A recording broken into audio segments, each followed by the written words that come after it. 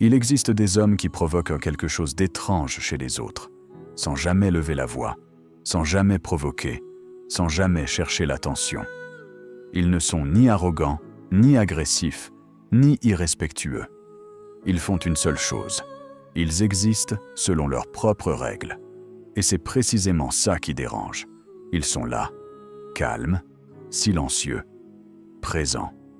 Ils ne cherchent pas à être aimés. Ils ne cherchent pas à être validés. Ils ne cherchent même pas à être compris. Et pourtant, leur simple présence suffit à mettre certaines personnes mal à l'aise, à créer une tension invisible, une irritation difficile à expliquer. Pas à cause de ce qu'ils font, mais à cause de ce qu'ils refusent de faire. Ces hommes sont des sigmas, des hommes qui traversent les espaces sociaux sans jouer aux jeux implicites que la majorité accepte sans jamais les remettre en question.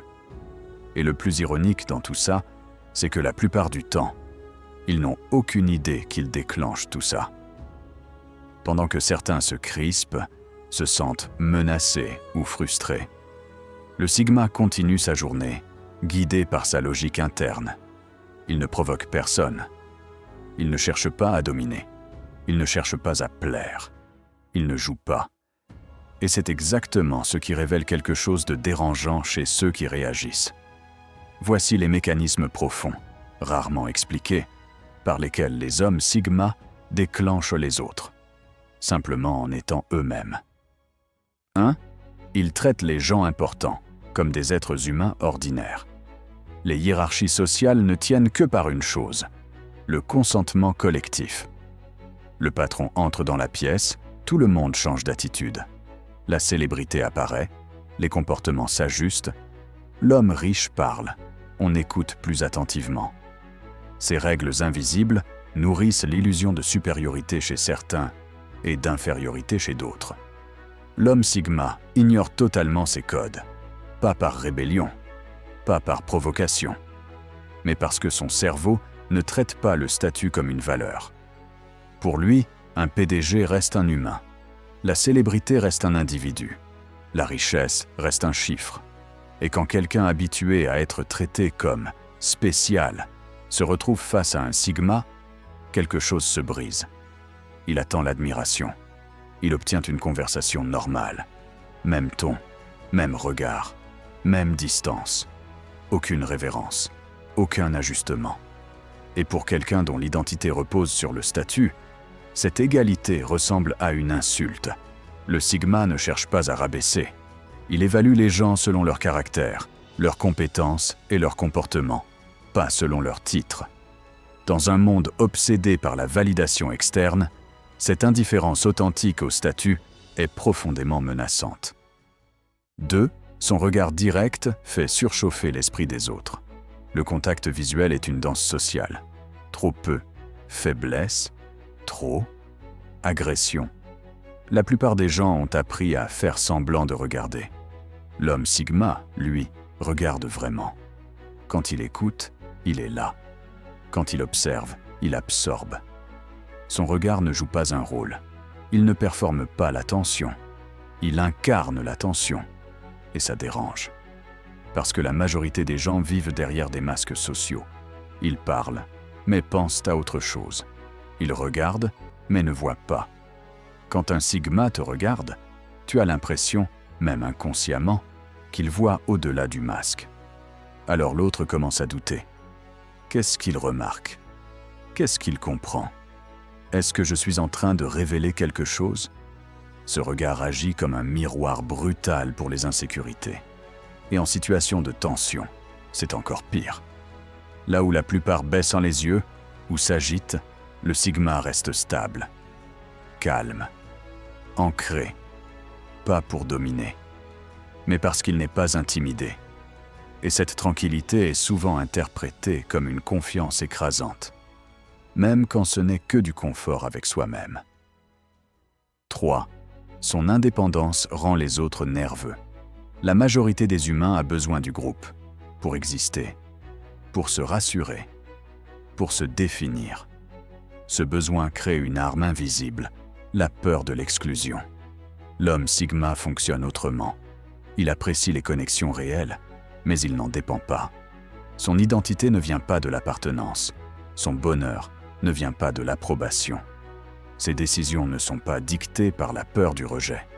Et ça, c'est incontrôlable. On ne peut pas faire pression sur quelqu'un qui n'a pas besoin de la foule. On ne peut pas menacer quelqu'un qui choisit la solitude plutôt que la médiocrité sociale. Quand tout le monde va à un événement par obligation, le sigma n'y va pas. Pas d'excuses dramatiques, pas de justification. Il choisit. Et ceux qui y sont, frustrés, fatigués, prisonniers du regard des autres, ressentent une chose dangereuse: l'envie mêlée à la honte. Son indépendance révèle ce que les autres n'osent pas affronter. Anticiper. Quand tu ne sais pas ce que quelqu'un va faire, ton cerveau crie « menace potentielle ». Le sigma ne donne aucun aperçu. Il ne nourrit pas les rumeurs. Il ne monnaie pas son intimité contre de l'acceptation sociale. Et pour les manipulateurs, c'est un cauchemar. Impossible d'anticiper. Impossible de se positionner. Impossible de jouer. 5. Il refuse de compétitionner. Le monde est obsédé par les classements. Qui gagne plus? Qui impressionne plus? Qui domine qui? Le sigma se retire du jeu. Pas par faiblesse, mais par lucidité. Il comprend une vérité que peu d'hommes acceptent. La compétition est une validation déguisée. Compétitionner, c'est accepter que ta valeur soit mesurée par les règles de quelqu'un d'autre. Le sigma refuse ce cadre. Ses objectifs sont internes. Ses standards sont personnels.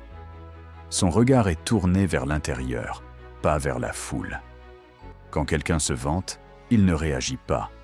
Pas de comparaison, pas de jalousie, pas de soumission déguisée. Il est indifférent. Et cette indifférence est violente, parce qu'elle enlève aux compétiteurs ce qu'ils cherchent vraiment: un témoin. Gagner n'a de valeur que si quelqu'un regarde.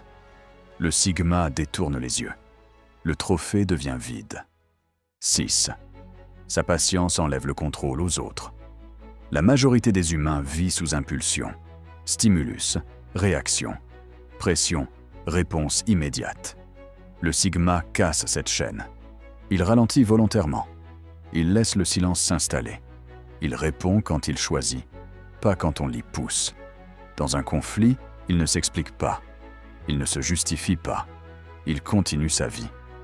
Pendant que l'autre rumine. Pendant que l'autre s'agite. Pendant que l'autre se consume. Sa patience n'est pas de la passivité. C'est une domination invisible, car celui qui contrôle le rythme contrôle l'échange. Et face à quelqu'un qu'on ne peut pas presser, les stratégies de manipulation meurent une à une. 7. Il ne reflète pas l'énergie qu'on lui envoie. Agression, calme, provocation, silence, urgence, stabilité. Le sigma ne renvoie pas l'émotion, il la neutralise.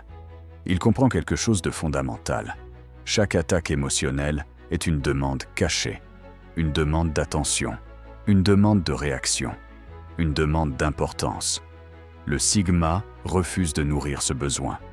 Et pour ceux qui vivent à travers le chaos émotionnel, cette absence de miroir est insupportable, parce qu'ils se retrouvent seuls face à eux-mêmes, sans écho, sans drame, sans scène. Le sigma devient un mur calme, et contre un mur calme, les tempêtes s'épuisent. 8. Il ne fait pas semblant d'être impressionné. La société fonctionne sur un pacte implicite. Valide-moi et je te validerai. Le sigma ne signe pas ce contrat. Il n'applaudit pas par politesse. Il n'admire pas par peur d'être jugé. Il ne surjoue pas l'enthousiasme. S'il est impressionné, ça se voit. Sinon, le vide. Pas de jalousie cachée, pas de faux respect. Juste une question simple, brutale, interne. Est-ce que ça change quelque chose à ma trajectoire? Et ce silence de validation fait trembler, parce qu'il force l'autre à se confronter à une possibilité dérangeante. Et si ce que je montre n'avait pas tant de valeur que ça? Le sigma n'attaque jamais l'ego. Il le laisse s'effondrer tout seul. Si tu es arrivé jusqu'ici, c'est que cette vidéo t'a parlé. J'apprécie ton soutien. Laisse un commentaire avec Sigma, pas pour faire du bruit, mais pour que je sache qui est vraiment là. Si cette vidéo t'a aidé, laisse un like et abonne-toi. La chaîne vient juste de commencer. Ici, on ne suit pas la foule. À la prochaine. Merci d'avoir regardé.